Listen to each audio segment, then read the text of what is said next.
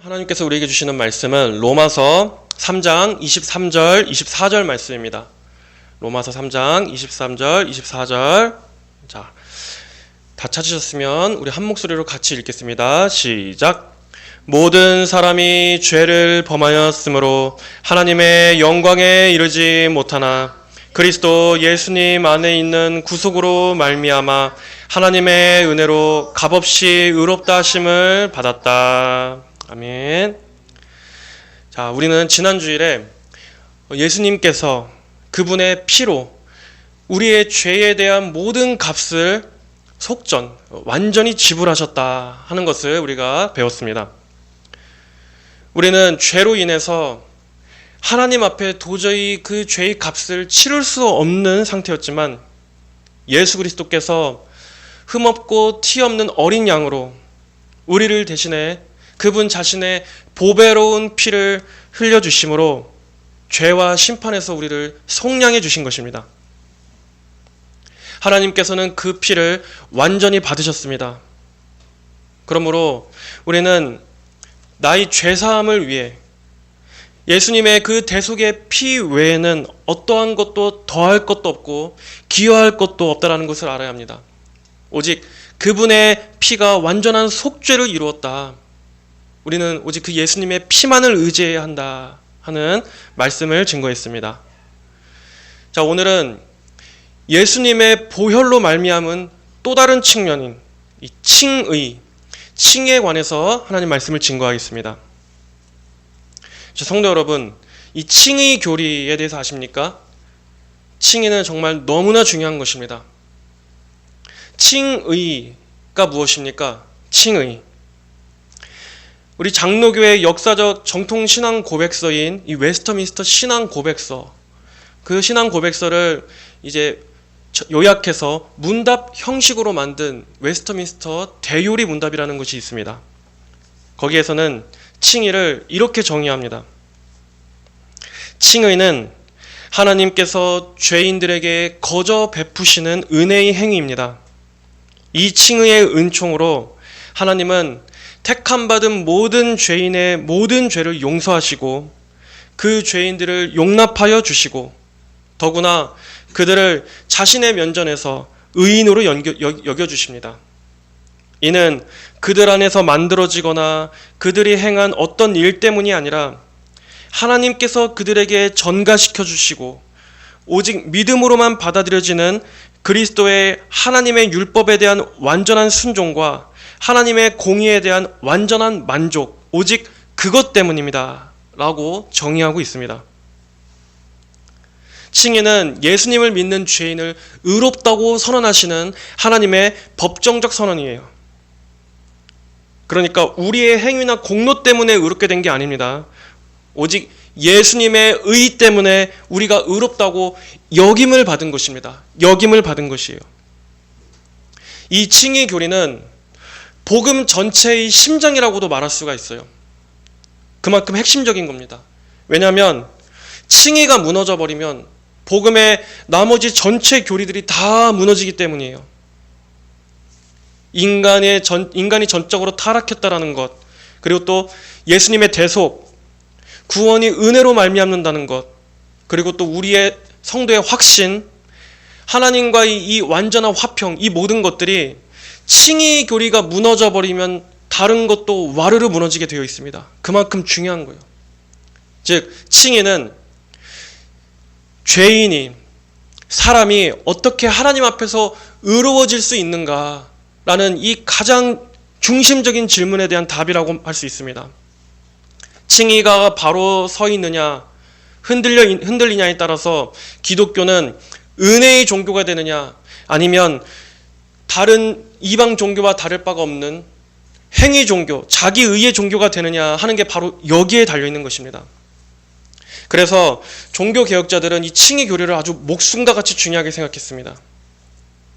예로 마틴 루터는 칭의에 대해서 칭의 교리는 교회가 서기도 하고 넘어지게도 하는 조항이다 라고 말했어요.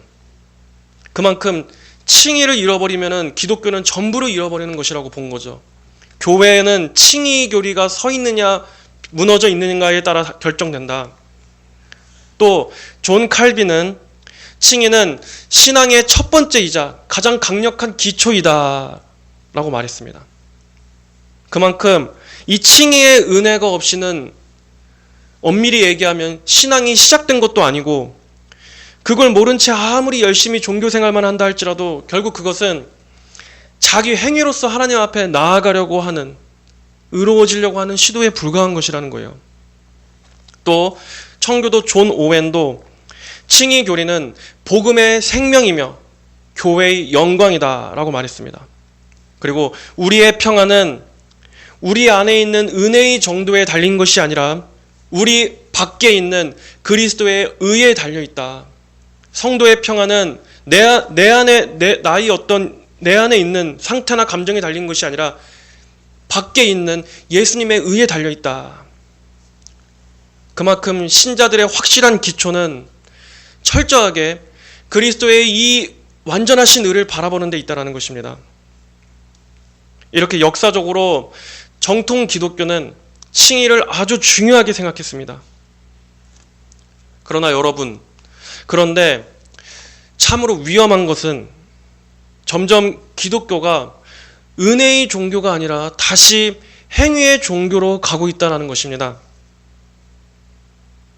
현대에 들어서 이러한 정통적 칭의론이 변질되고 있어요. 그리고 이러한 가장 큰 흐름은 점점 이 복음의 핵심인 칭의가 교회 안에서 주변으로 밀려나고 있다는 데 있습니다. 그리고 또한 칭의 교리가 변질돼서 전해지고 있다는 데 있습니다. 종교 개혁자들은 이 칭의를 오직 은혜, 오직 믿음, 오직 그리스도에 의한 것으로 봤는데, 현대 신학, 오늘날 교회의 어떤 이 목회, 설교의 기조는 어느 쪽으로 가고 있냐면 다시 우리 인간 안에 있는 무언가를 구원의 근거로 삼는 이러한 위험한 방향으로 가고 있다는 것입니다. 일반 성도분들은 잘 모를 수가 있어요. 그런데 여러분 한번 잘 생각해 보세요. 교회 안에 있는 우리 신자 여러분들도 보통 가장 많이 하는 생각이 뭡니까? 다들 그렇게 생각하지 않나요? 내가 뭔가 하나님 앞에서 무언가를 해야 하나님이 날 더 좀 좋게 봐주시겠지. 내가 하나님의 말씀대로 이렇게 살아야만 하나님이 나를 받아주시겠지. 내가 더 경건하고 거룩해져야 하나님이 날 더 뭔가 사랑해 주시겠지. 여러분, 이런 식으로 자꾸 나의 어떠함으로 하나님 앞에 받아들여지려고 하는 이러한 생각들을 우리 성도분들도 많이 한다는 말이에요. 물론 당연히 은혜로 된다는 것을 압니다. 입으로는 은혜를 많이 말해요.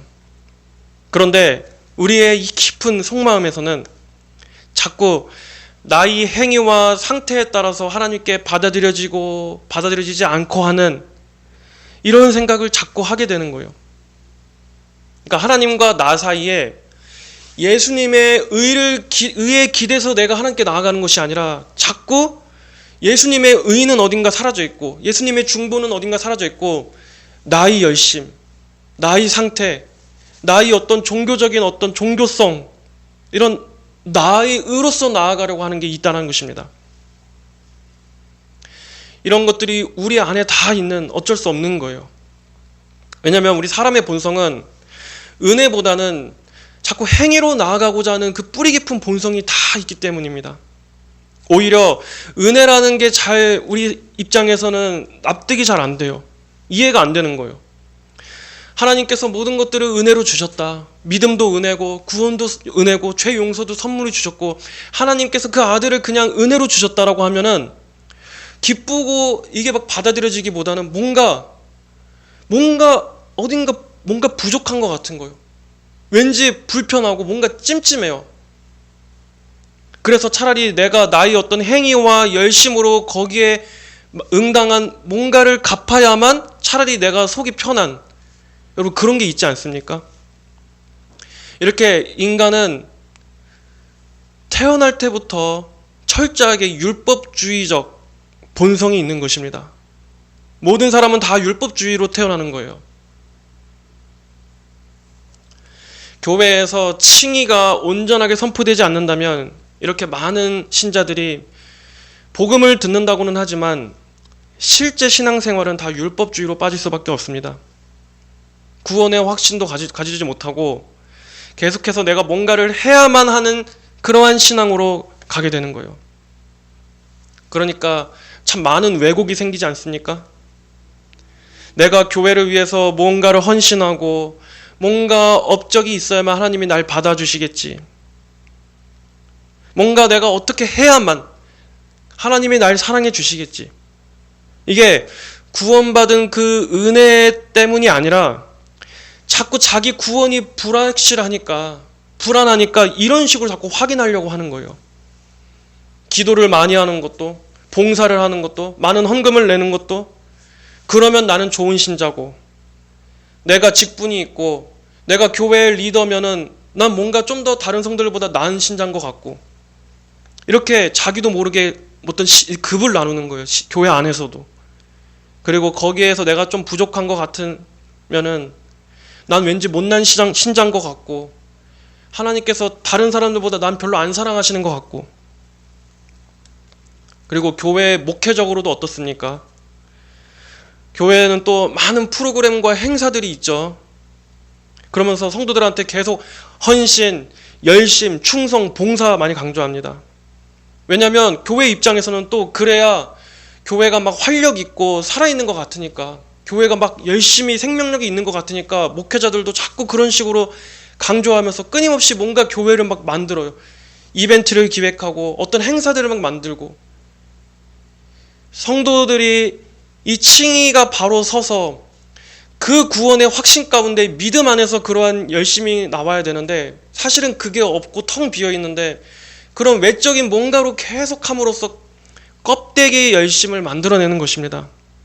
그러면서 은연중에 자꾸 행위신앙으로 자꾸 몰아가게 되는 거예요.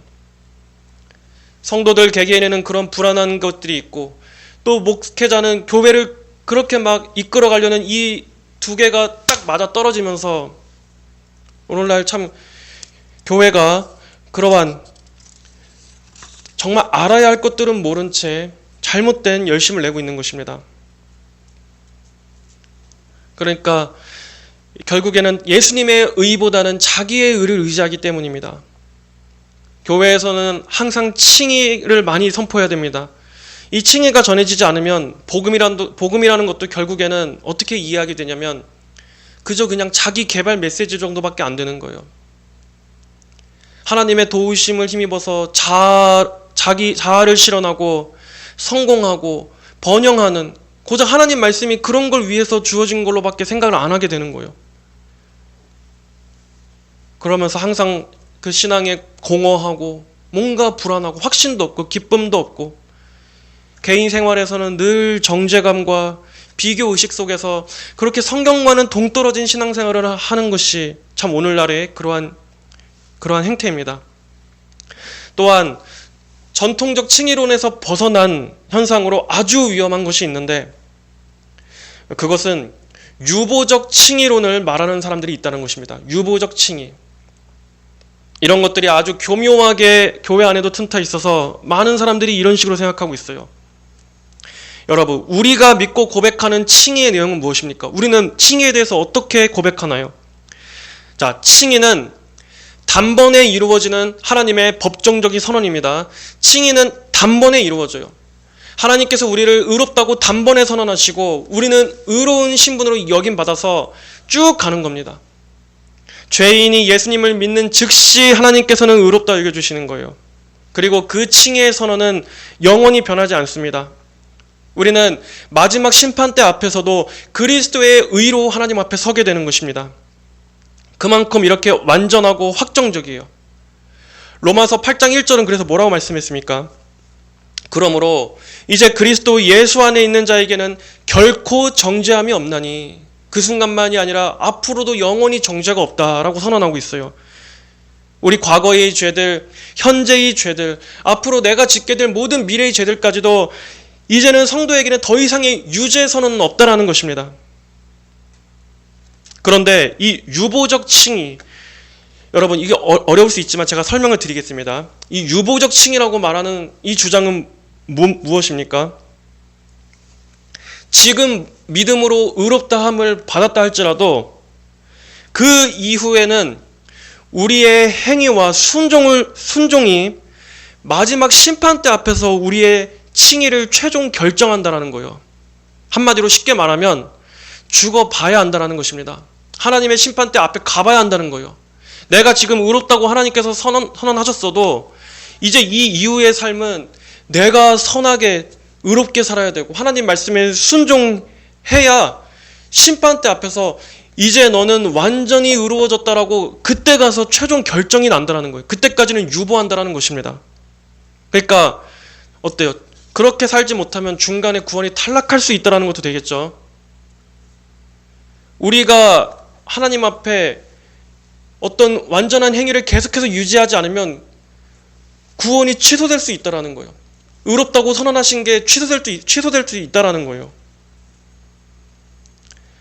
결국에는 이것도 율법주의하고 똑같은 거죠.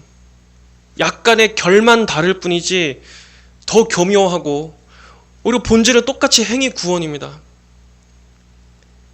여러분, 이게 무슨 신학적인 어떤 이름을 해서 어렵다고 느껴질 뿐이지 교회 안에서도 이런 식으로 가르쳐주고 있다니까요. 그러니까 구원을 확신할 수 없다는 겁니다. 마지막 심판대 앞까지 나는 이 칭의를 받았다는 이 선언도 내가 확신할 수 없고 구원받은 이후에도 내가 내 구원을 보장할 수가 없어요. 이러니까 성도에게 어떻게 안식이 있을 수 있겠습니까? 그러니까 로마 카톨릭의 천주교의 구원관하고도 다를 바가 없는 것입니다. 만약에 나의 행위가 최종 구원의 판단 기준이라면 여러분, 누가 평안할 수가 있겠어요? 불안해서 어떻게 내가 하나님을 감사하고 찬송하며 기뻐할 수 있습니까? 자, 그런데 여러분 어떻습니까? 듣기에는 이게 더 맞게 들리죠. 사람의 생각에는 이게 더 합리적으로 보인다니까요. 진짜로 구원받은 이후에 내가 그렇게 살아야지, 그렇게 살지 못하면 구원이 취소되는 게 우리 인간 생각에는 그게 더 맞아 보여요.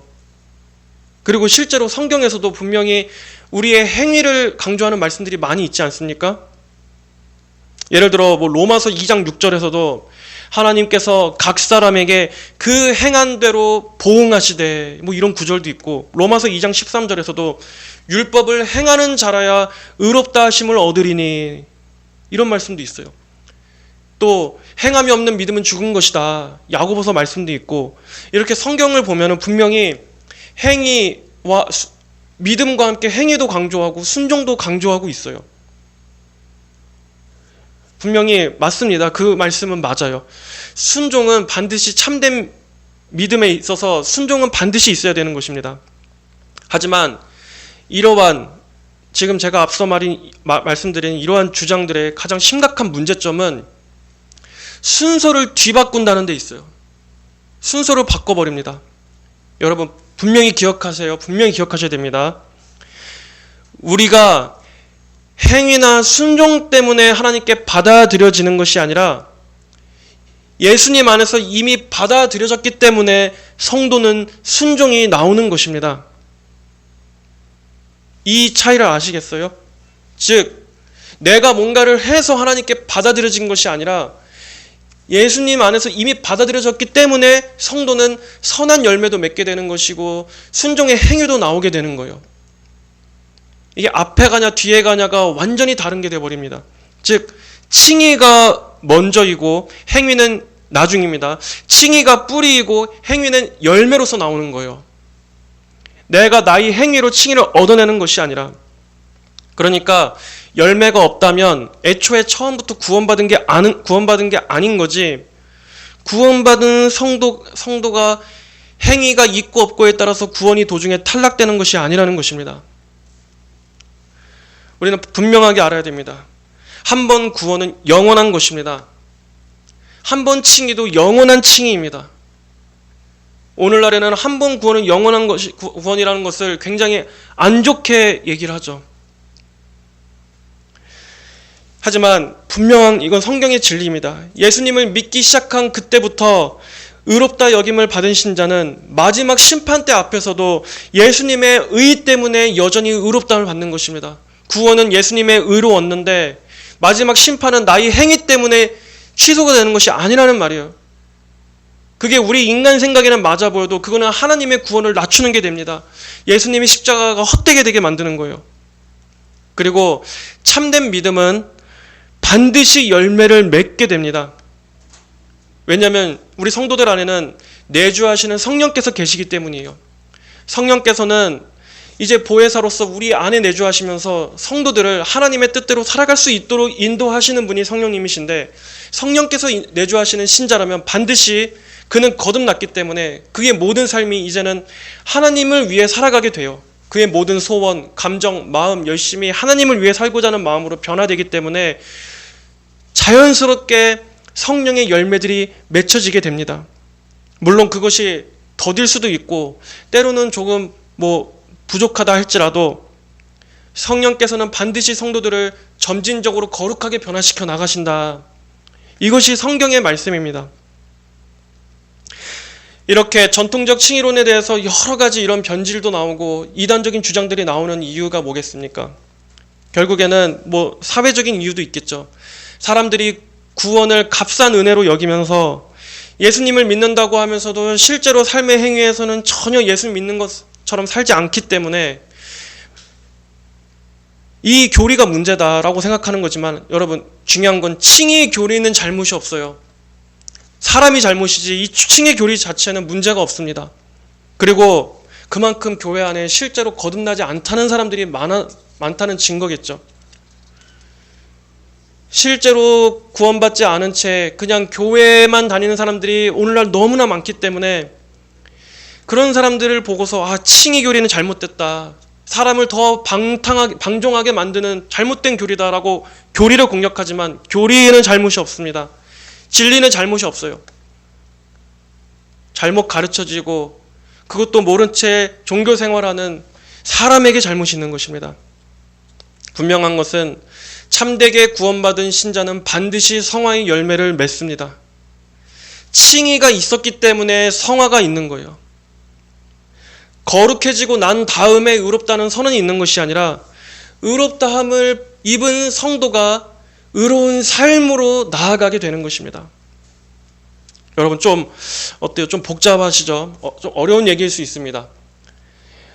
분명히 어떤 분들은 이런 얘기는 그냥 목사님들이나 신학자들이나 하지. 머리 아파. 저는 그냥 은혜만 받으면 돼요. 이런 얘기는 저랑 아무 상관이 없어요. 골치 아파. 분명히 이렇게 생각하시는 분도 있을 수 있습니다. 하지만 여러분, 이것은 성도 여러분들과 전혀 상관없는 얘기가 아니에요. 물론 이게 신학적인 내용일 수 있지만 이런 잘못된 현대신학의 영향을 받은 목회자들이 강단에서 그런 식으로 설교를 하게 되면 성도들은 분명히 거기에 은연중에 영향을 받게 되어 있습니다. 잘못된 걸 배우게 돼요. 그리고 그러면 이제 구원론에 대해서 아주 심각한 오류를 가진 상태로 잘못된 신앙을 하게 되는 겁니다. 이런 것들은 그러니까 굉장히 중요한 문제예요. 이런 걸 분별하지 못하면 여러분 그건 복음을 모르는 겁니다. 복음을 모르는 거예요. 구원이 있고 없고의 문제입니다.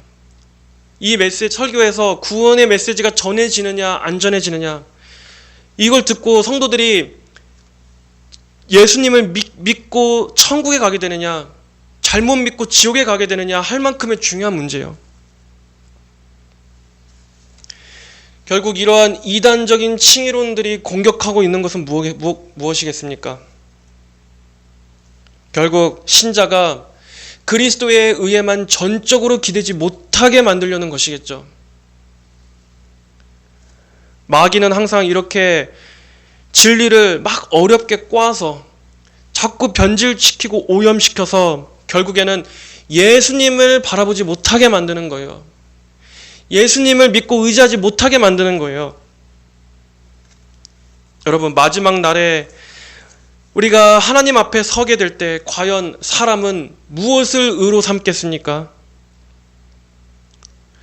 오직 그리스도의 의, 오직 예수님의 피, 오직 예수님의 순종이 아닌 자기의 순종, 자기의 성화 정도, 나의 행위를 붙들게끔 만들려는 이 배우의 악한 마귀의 속임이 있다는 것을 여러분들은 정말 잘 아셔야 되는 거예요.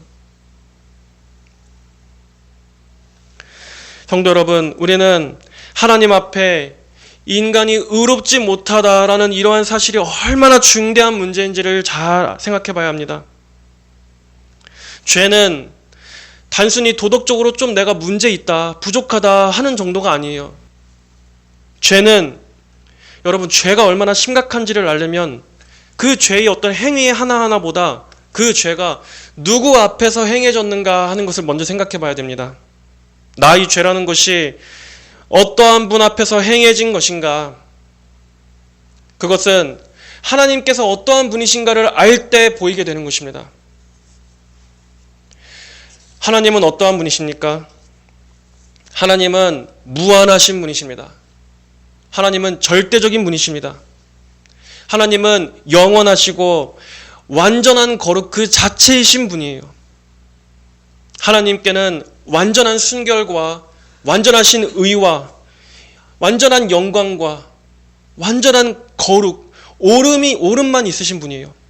여러분, 하나님께서 거룩하시다라는 뜻이 무슨 뜻이에요? 하나님께서 거룩하신 분이다. 하나님 안에는 단 0.01%의 악도 없다라는 것입니다. 하나님 안에는 아주 이 점보다도 작은, 티보다도 작은 불순함도 없다라는 뜻입니다. 하나님께는 단 하나의 거짓도 없습니다. 하나님 안에는 아주 조금의 어둠도 없어요. 하나님은 완전하신 선, 완전하신 의, 완전한 거룩, 완전한 진실, 완전한 사랑만 있으신 분입니다. 하나님은 그러한 분이세요. 그런데 죄는 바로 그러한 분을 거부한 것입니다. 하나님의 그 거룩함을 훼손한 것입니다. 우리는 죄를 그냥 상대적으로 생각하죠. 어떤 사람을 보면서 아유, 저 한심한 놈, 난 저 사람보다는 낫다. 그리고 또 뉴스에 나오는 많은 범죄자들을 보면서 난 그래도 살인은 안 하잖아. 난 저 사람보다는 양심적이잖아. 난 그래도 이성적이잖아. 우리는 이렇게 죄를 그냥 행위로만, 다른 누군가하고의 비교하는 것을 통해서만 생각해요. 하지만 성경은 죄를 누군가의 비교를 통해서 말하지 않고 하나님이라는 그 완전하신 기준 앞에서 나를 세우게 합니다. 하나님 앞에서 나를 비추어 보십시오. 그러면 여러분, 그 완전하신 0.01%의 부정도 없고 불의도 없는 그 하나님 앞에 나를 한번 세워보세요.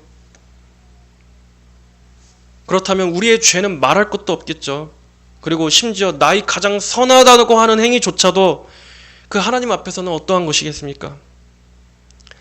그래서 이사야 64장 6절을 보면 우리의 모든 의로운 행위는 다 더러운 옷과 같으며 라고 말씀하고 있어요. 가만히 봐보세요.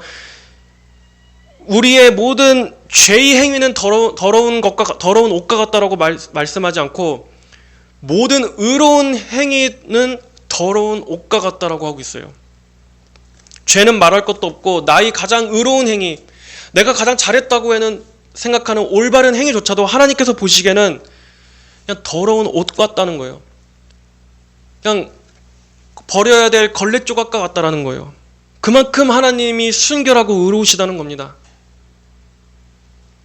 여기서 더러운 옷이라는 것은 고대 히브리 문화에서는 어떤 옷이냐면은 예를 들어 월경으로 인해서 더러워진 옷, 그러니까 그 생리로 인해서 그 피 때문에 부정해진 옷이라고 말할 때 더러운 옷이라고 했어요. 아주 부정한 천, 아주 더러운 것. 그러니까 이 부정하다라는 개념도 종교적인 의미죠. 그러니까 하나님 앞에 나아갈 수 없는 상태라는 거예요. 감히 하나님의 그 거룩하심과 순결하심 앞에 나아가게 합당하지 않은 상태라는 거예요. 근데 우리의 모든 의로운 행위도 더러운 옷과 같다.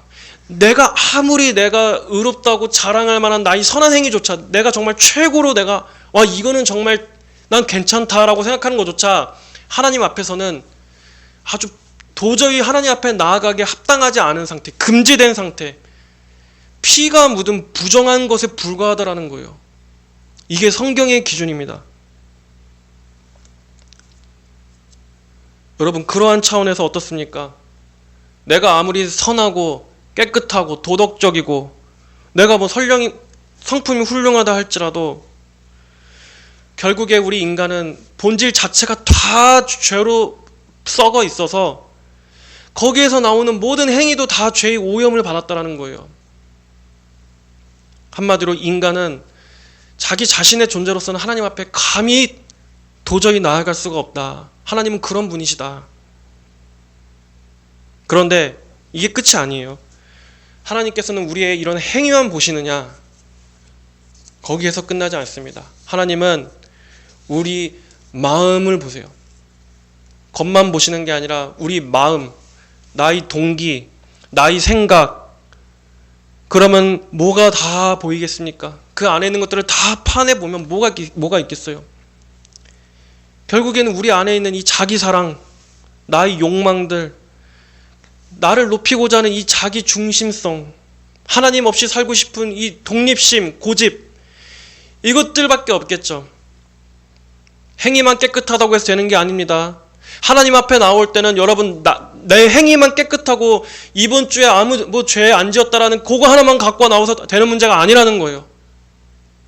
나의 심장과 폐부까지 살피시는 하나님께서, 마음의 은밀한 생각과 동기를 살피시는 하나님께서 다 보시는데, 여러분 하나님이 그런 분이시라면은 여러분 하나님 앞에 우리 어떻게 나아가겠습니까? 성경에서는 율법의 하나만 어겨도 죄가 된다라고 했어요. 99가지를 내가 다 지킨다 할지라도, 하나만 어긴다 할지라도 모든 것을 다 어기게 된다라고 했어요. 그런데 우리가 어떻게 하나님 앞에서 의로움을 내세울 수가 있겠습니까? 하나님 앞에 의롭지 않으면 그것은 곧 죄입니다. 그리고 죄의 값은 사망이기 때문에 우리는 심판받아 형벌을 받을 수밖에 없는 거예요.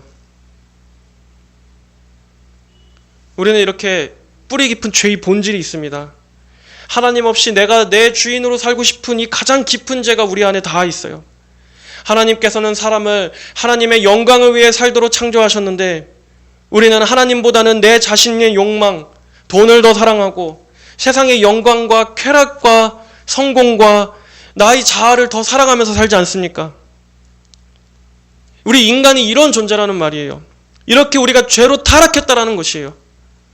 하나님께서 주신 건강으로 죄를 짓고, 하나님이 주신 지능으로 교만하고, 하나님이 주신 시간으로 하나님을 외면하는 데 쓰고, 하나님이 주신 몸으로 죄를 추구하면서 정욕을 구하면서 죄 짓는 데다가 그 건강을 씁니다. 하나님은 무한히 거룩하시고 영광스러우시고 순결하시다고 했습니다. 하나님은 그러한 분이신데, 그런 하나님 앞에서 우리가 살아가는 것 자체가 다 이렇게 살아가고 있다는 거예요. 하나님을 거부하고 모독하면서 하나님께 침을 뱉고 있는 것입니다. 여러분, 그냥 죄 하는 것이 아니라 죄가 얼마나 반역적인 것인가를 알려면 바로 이렇게 하나님이 누구신가를 생각해야 할 때 알 수가 있는 거예요. 내가 이렇게 살고 있는 것이 얼마나 크고 높으신 분 앞에서 내가 지금 행하고 있는 것인가, 그리고 그 죄가 얼마나 큰 것이기에 하나님의 아들께서 피를 흘려 죽으셔야만 해결될 수 있을 만큼 큰 것이었는가. 그러므로 진정으로 하나님을 만나면 어떤 반응이 나와야 마땅하겠습니까? 마치 이사야의 고백처럼, 베드로의 고백처럼, 화로다, 내가 망하게 되었도다. 또 베드로처럼 주여 나를 떠나소서 나는 죄인입니다 라는 고백과 이런 탄식만 나와야 될 수밖에 없는 거예요. 탄식밖에 나올 수 없는 거예요. 진짜 하나님의 만나면 그런 반응이 나와야 정상입니다. 자, 여러분, 그런데 복음은 무엇입니까? 복음은 무엇입니까? 바로 그러한 우리들을 하나님 앞에 설 수 있게 하기 위해서 예수님의 피가 하나님 앞에서 예수님을 믿는 모든 죄인들을 이제는 의롭다, 의롭다라고 선언하게 해주셨다는 거예요. 이제는 부정하지 않다. 이제는 유죄 상태가 아니다. 앞으로 점점 더 의롭게 될 것이다 라고 말하지 않았습니다. 의롭다. 이미 의롭다, 완료된 것으로 선언하고 있다는 것이요. 로마서 3장 23절 24절에 모든 사람이 죄를 범하였으므로, 저와 여러분, 우리 모든 사람들이 다 죄를 범하였으므로 하나님의 영광에 이르지 못하나, 하나님의 그 완전하시고 거룩하신 그 의에 우리가 이르지 못하나, 누구 때문에? 그리스도 예수님 안에 있는 구속으로 말미암아 나의 행위로가 아니라 하나님의 은혜로 값없이 의롭다 하심을 받았다라고 말씀하고 있어요. 받게 될 것이다가 아니라 받았다. 이미 받았다.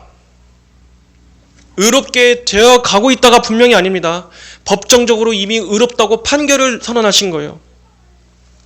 또 로마서 3장 28절에 사람이 의롭다 하심을 얻는 것은 율법의 행위에 있지 않고 믿음으로 되는 줄을 우리가 인정하노라. 율법의 행위가 아니라 믿음으로만 의롭게 되는 줄을 우리가 인정하노라. 그리고 그 믿음조차도 하나님께서 주신 선물이죠. 믿음도 내 안에서 출발한 게 아닙니다. 하나님께서 믿도록 은혜를 주셨기 때문에 믿어지게 된 것입니다. 은혜예요. 또 로마서 4장 5절에도 이를 아니할지라도 경건하지 아니한 자를 의롭다 하시는 이를 믿는 자에게는 그의 믿음을 의로 여기시나니, 구원은 우리가 일을 해서 거기에 대한 보상으로 주어진 게 아닙니다. 뭐라고 말씀하고 있어요? 경건하지 아니한 자, 일하지 아니한 자를 의롭다고 하시는 이를 믿는 자에게, 이렇게 예수님을 믿는 믿음으로 의롭다 여김을 받는 것입니다. 자, 여러분, 십자가에서 어떠한 일이 일어났습니까? 고린도 후서 5장 21절의 말씀입니다. 고린도 후서 5장 21절. 하나님이 죄를 알지도 못하신 이를 우리를 대신하여 죄로 삼으신 것은 우리로 하여금 그 안에서 하나님의 의가 되게 하려 하심이라. 하나님이 죄를 알지도 못하신 이를, 예수님을 우리를 대신하여 죄로 삼으셨습니다. 십자가에서 우리를 대신하여 그분을 죄로 삼으셨습니다. 그리고 그것은 우리로 하여금 그 안에서 하나님의 의가 되게 하려 하심이라. 여러분, 여기에 교환이 일어났다는 것을 보십시오. 교환. 봐보세요. 우리의 죄가 예수님에게 전가되었습니다. 그리고 예수님의 의는 우리에게 전가된 거예요. 우리의 죄가 예수님께, 예수님의 의가 우리에게, 이렇게 위대한 교환이 일어났다는 것을 보십시오.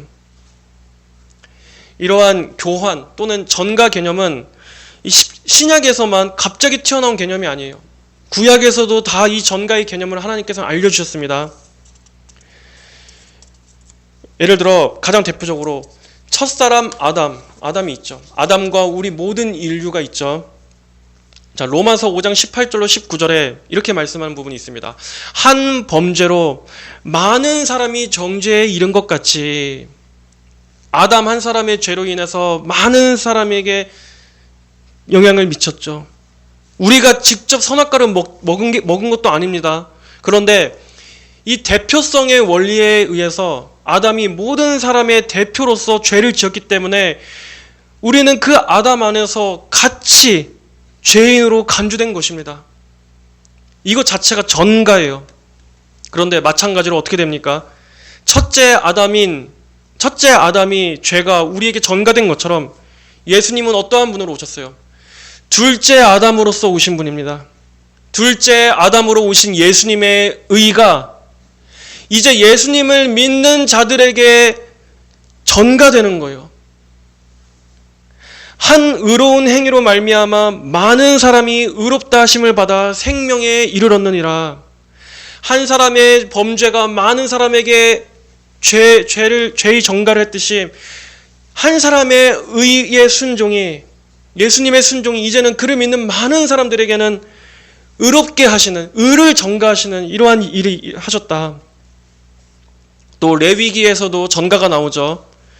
지난주에도 말씀드렸지만 구약시대 이스라엘 백성들은 하나님 앞에 죄를 용서받기 위해 나갈 때 희생 제물의 그 머리에 자신의 죄를 전가했습니다. 안수를 통해서 전가했어요. 그래서 이사야에 보면은 그러한 제사의 개념을 통해 메시아를 어떤 식으로 표현하냐. 이사야 53장 5절 6절의 말씀. 그가 찔림은 우리의 허물 때문이요 그의 상함은 우리의 죄악 때문이라. 여호와께서는 우리 모두의 죄악을 그에게 담당시키셨도다. 여기서도 우리의 죄악과 허물이 어떤 한 대상에게 전가된 것이 나오죠. 그리고 여기 담당시키셨다라는 말은 넘겼다란 말이에요. 우리의 죄를 메시아에게 넘겨지우셨다. 우리의 허물과 죄악이 예수님에게 넘겨짐으로 주님이 십자가에서 상함과 찔림을 당해야만 하는 이 죽음으로써 우리의 죄를 짊어지셨다. 그리고 이사야 53장 11절에서 나의 의로운 종이 자기 지식으로 많은 사람을 의롭게 하며 또 그들의 죄악을 친히 담당하리라. 여기서도 똑같은 개념이 나오죠. 우리의 죄가 이 예수님에게 짊어지어지고 예수님은 많은 사람을 의롭게 하며 우리의 죄악을 담당하셨다. 짊어지셨다. 우리의 죄가 예수님께, 그리고 예수님의 의는 그를 믿는 모든 사람들에게, 즉 우리들에게 이렇게 마치 우리가 실제로 선악과를 따먹진 않았지만 죄인으로 간주된 것처럼 예수님 안에서 우리는 내가 실제로 완전한 의의 순종을 하지 못했지만, 내가 실제로 하나님의 법을 온전히 다 지키지 못했지만, 그리고 앞으로도 우리는 그럴 것이지만 그리스도 안에서 그렇게 완전한 의를 다 지킨 것처럼 간주해 주신다.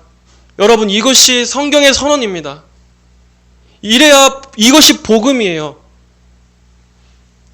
예수님을 믿을 때 우리의 모든 죄의 옷은 벗겨지고, 예수님을 믿을 때 하나님께서는 우리에게 예수님의 의의 옷을 입혀주십니다. 그래서 이제 우리를 보실 때 우리 위에 입혀주신 이 예수님의 의를 보시고, 의의 옷을 보시고 우리를 바라봐 주시는 거예요. 예수님의 의 때문에 우리가 하나님의 모든 법을 다 지킨 자처럼 봐주신다라는 것입니다. 예수님이 어떠한 일을 하셨기 때문이에요. 이 예수님의 의가 도대체 뭡니까? 그것은 바로 예수님께서 하나님의 율법을 완전히 지키고 순종하신 그 의를 말하는 것입니다. 예수님은 원래 우리가 살아야 했지만 실패했었던, 살 수 없었던 그 완전한 의의 삶을 예수님은 대신 사셨습니다. 아담도 실패했습니다. 이스라엘도 실패했습니다. 모든 사람은 다 실패했습니다.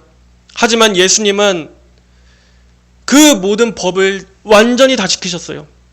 예수님은 하나님 사랑을 완벽하게 순종하셨습니다. 이웃 사랑을 완벽하게 순종하셨습니다. 예수님은 그 지상에 거하시는 모든 일생 내내 항상 거룩하셨고 율법을 완전히 성취하시고 모든 순종을 다 하셨습니다. 그리고 십자가에서 우리 죄인들을 대신한 이 죄의 문제까지도, 형벌, 심판, 저주, 진노, 죽음까지도 다 해결하셨어요. 한마디로 예수님은 하나님의 모든 법을 완전히 다 이루셨다. 이게 예수님의 의의 의미예요. 예수님의 의라는 것은 하나님의 모든 법을 그분이 다 지키신 그 의를 마치 우리가 지킨 것처럼 우리에게 전가해 주신다는 것입니다. 나는 절대 그렇게 한 적이 없고 죽어도 그렇게 할 수 없는데 예수님이 다 지키신 그거를 우리에게 덧입혀 주신다는 거예요. 얼마나 놀라운 일입니까? 그러니까 하나님께서는 이제 우리 성도들을 보실 때 뭘 보시냐면 우리의 부족함, 연약함, 실패, 불완전한 불의함, 이런 것들을 보시는 것이 아니라 우리에게 입혀주신 예수님의 의를 보시고 우리를 받아주시는 거예요. 정말 놀라운 겁니다. 자, 그러므로 성도 여러분, 이제는 정말로 하나님 앞에서 나의 의로서 받아들여지려고 하는 그 기존의 잘못된 그러한 믿음을 이제는 여러분 내려놓으십시오. 여러분 내려놓으세요. 내가 잘해야 하나님께 사랑받는 게 아닙니다.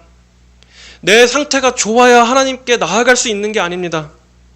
오직 하나님께 우리가 받아들여질 수 있는 유일한 근거는 오직 예수님의 완전하신 의 하나, 여기에 있습니다. 복음은 우리에게 뭘 말합니까? 너는 더 거룩해져라. 너는 너희 의를 가지고 나아와라가 아니라 그리스도의 의를 입어라. 이게 복음의 메시지예요. 그리스도의 의를 입어라. 그리스도께 기대어 내게 나아와라.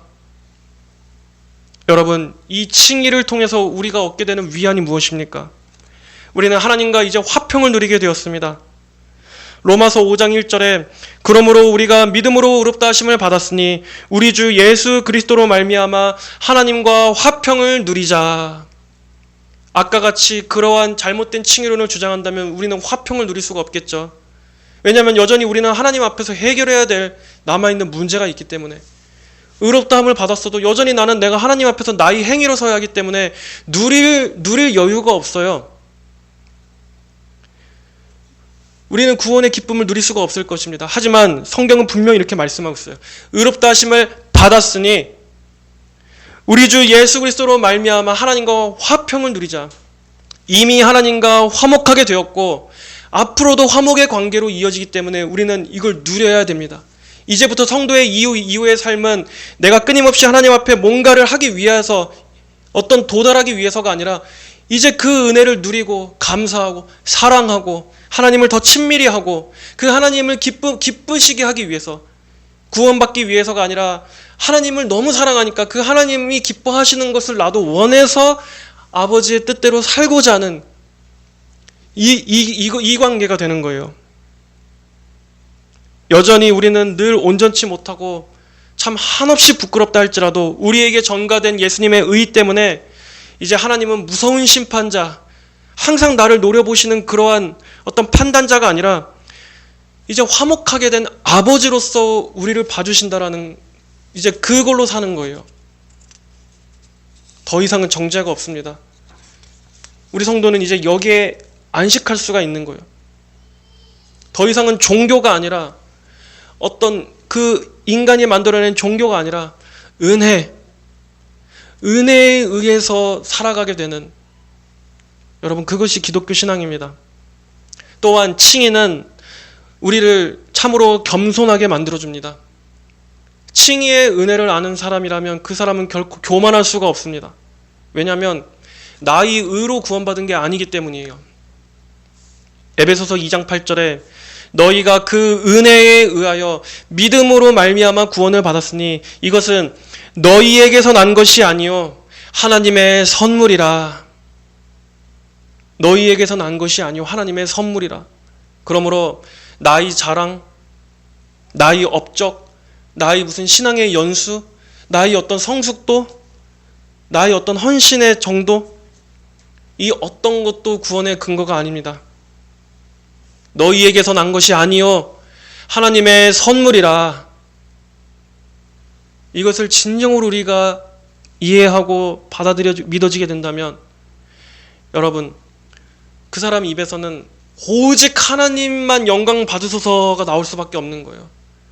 오직 하나님께서만 하신 일입니다.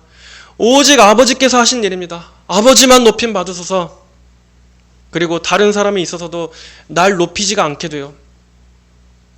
다른 사람보다 내가 좀 더 나은 어떤 신자, 저 사람은 좀 못나고 저 사람은 또 저런 죄가 있네, 저 사람은 저거밖에 안 돼, 그게 아니라 다 똑같은 죄인이고 예수님 피 흘려 주시지 않았다면 다 죽어 마땅한, 이는 너희에게서 난 것이 아니라 하나님의 선물이라. 오직 우리에겐 이것뿐입니다. 또한 칭의는 우리 성도들의 거룩한 삶의 기초가 되어줍니다. 칭의를 강조하면 더 성도들이 방탕하게 살지 않습니까? 더 죄를 가볍게 여기지 않습니까? 생각할 수 있지만 진정으로 칭의의 은혜를 입었음을 안다면 여러분, 그 사람은 죄를 가볍게 여기기보다는 어떻게 됩니까? 오히려 죄를 더 미워하게 됩니다. 죄를 더 미워하게 됩니다. 그게 진정으로 칭의의 은혜를 받은 사람의 마음이에요. 사랑 때문에 더 순종하게 되고 감사 때문에 더 주님의 뜻대로 살기를 원하는 것이 정말 감사를 아는 사람의 마음입니다. 사랑받으려고 내가 어떻게든 순종하려는 것이 아니라 이미 사랑을 받았기 때문에 주님의 뜻을 따라 살게 된다. 이게 참 신비로운 거죠. 마지막입니다. 마지막으로 칭의는 죽음과 심판 앞에서도 우리 성도들을 담대하게 해줍니다. 사람이 결국 죽게 되면 우리에게는 단 한 가지 질문만에 부딪히게 돼요. 무엇이겠습니까? 하나님의 심판대 앞에서 나는 무엇으로 설 것인가? 여러분은 무엇으로 서실 건가요? 여러분의 살아오면서의 여러분의 모든 행보, 행위, 업적, 나의 성실함, 내가 열심히 살아온 것들, 아까 말씀드린 그 하나님의 완전하신 의 앞에서 여러분 무엇으로 우리 서겠어요? 아무것도 나를 보호해 줄 수 없습니다. 아무것도 나를 변호해 줄 수 없습니다. 오직 예수 그리스도의 의만이 하나님 앞에서 우리를 설 수 있게 해주는 유일한 보호책입니다. 성도에게 있어서 이 심판 때는 그러므로 이제 더 이상 정죄의 자리가 아닙니다. 그 자리에 가봐서 그때 가서 구원받을지 구원 못 받을지가 최종적으로 결정되는 자리가 아니에요. 성도에게 있어서 하나님의 심판 때는 우리가 그리스도 안에서 의롭게 되었다라는 것을 이제 온 세상 만박에 다시 한번 확실하게 선포되는 그런 영광스러운 자리지 재심이 이루어지는 자리가 절대 아닙니다. 우리 성도들은 그 심판대가 두려운 심판대가 아니에요. 오히려 완전한 승리, 완전한 구원이 선포되는 자리입니다. 성도들은 주님의 영광 안으로 들어가게 될 것입니다. 천국의 그 영광 안으로 들어가게 될 것입니다. 죄에 대한 완전한 해방이 선포되고 마귀에 대한 승리가 완전히 선포되고 성도들은 그날에 주님 안에 있는 영원한 안식으로 우리는 이제 들어가게 될 거예요. 여러분, 이러한 은혜를 주신 하나님을 찬양하십니까? 여러분, 하나님께서 주신 이것에 정말 하나님이 정말 놀라운 방식으로 우리를 구원하셨구나 라는 감탄이 나와야 되는 거예요. 정말 복음을 알게 되면 진짜 하나님께 감탄과 경배가 나와야 되는 거예요. 여러분, 우리 자신의 의를 버립시다. 그리고 예수님의 의에만 기댑시다. 하나님 앞에 나올 때도 지금 내 상태가 정말 최악이라 할지라도 여러분, 우리에게는 예수님의 의의 옷이 입혀졌습니다. 우리는 완전할 수 없어요. 우리는 앞으로도 그럴 거고 앞으로도 우리는 의로울 수 없습니다. 그러나 예수님께서 완전하십니다. 예수님께서 의로우십니다. 그 예수님의 의는 변하지 않습니다. 그 예수님을 의지해서 하나님 앞으로 나아오세요. 이렇게 우리는 변할 수밖에 없고 우리는 항상 넘어질 수밖에 없는 존재지만 예수님의 순종이 완전하시고 예수님 그분이 의로우시기 때문에 성도는 마지막 심판대 앞에서도 우리는 영원히 역시 하나님 앞에서 의롭다고 여김을 받을 것이다. 이 의로움은 영원한 것입니다. 영속적인 것입니다. 이 믿음 위에 서십시오. 그럴 때 우리는 어떠한 상황에서도 흔들리지 않고 빼앗기지 않는 단단한 반석 위에 서는 것입니다. 우리 성도들의 위안과 확신은 오직 이 예수님의 피 그리고 예수님의 완전하신 의에 있다라는 것을 여러분 믿음으로 받으시고 이러한 의의 옷을 입혀주신 하나님께 감사와 찬양을 올려드리는 여러분 진정한 그러한 감격을 누리시는 성도 여러분들이 되시기를 주님의 이름으로 축복합니다. 기도하시겠습니다. 하나님 아버지 감사합니다. 우리에게 예수님을 통해서 정말 이러한 완전하고 온전한 의를 우리에게 입혀주시니 감사합니다. 아버지 때때로 항상 늘 우리는 참으로 죄성으로 인해서 이렇게 은혜로 구원받고 예수님의 의 때문에 구원받는 것을 알지만 또 아침에 눈을 뜨면 나의 상태, 나의 행위, 나에 따라서 자꾸 그 믿음이 흔들리고는 하는 이런 연약함들이 있습니다. 아버지, 오늘 이 말씀을 성령께서 우리 성도들에게 바르게 기억되게 하여 주시고 정말 깊이 심겨지게 하여 주셔서 이제는 더 이상 나의 어떤 의나 행위 때문에 하나님의 관계가 달라지고 하는 그러한 신앙이 아니라 확실한 예수님의 의에 기대는 믿음을 주시옵소서. 여기에서 더 이상 흔들리지 않고 정말 굳건한 믿음, 바른 믿음 가질 수 있도록 주님 붙잡아 주시옵소서. 성령님께서 오늘 말씀들을 오해가 되지 않도록 바르게 이해할 수 있도록 주여 도와주시기를 간절히 구하옵나이다. 감사드리며 예수님 이름으로 기도하였습니다. 아멘.